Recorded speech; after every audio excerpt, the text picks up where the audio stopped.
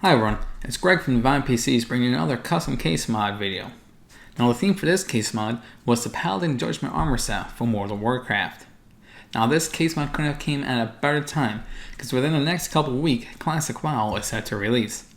I know a bunch of you guys are excited for it, and hopefully you'll be excited for this case mod too. Now for the case itself, I decided to go with the Phanteks Eclipse P400. Not only does it have a lot of great features like built-in sound dampening and RGB, but also has a great shape that I thought would complement the armor aesthetic I was going for. And, well, it did, especially after I trimmed it out with this gold trim with fake rivets on it. It really helps to bring out that armor feel when you look at the case. There are a lot of different parts on this case mod that really stick out.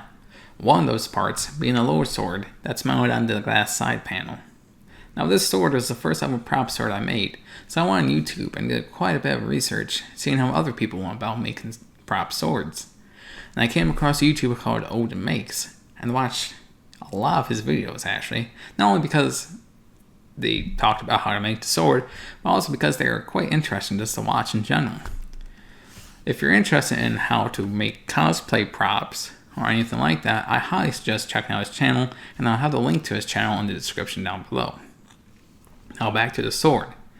To make the sword, I decided to 3D print the handle, which was quite interesting because it was my first time really using my 3D printer.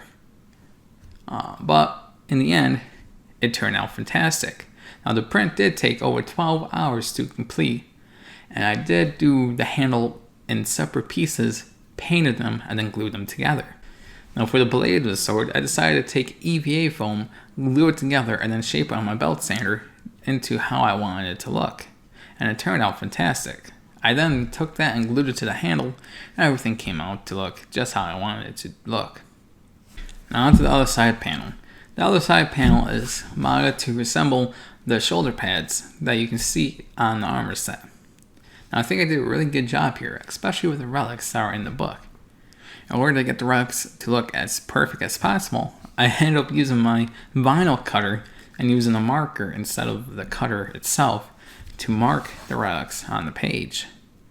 This ended up coming really handy as my handwriting is pretty bad, and I don't think I would have been able to come nearly as close to looking as good as these relics do right now.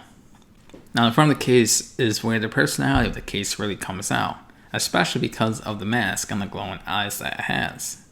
It makes the case look really mean and battle ready, especially when looking at the case in a dimly lit room.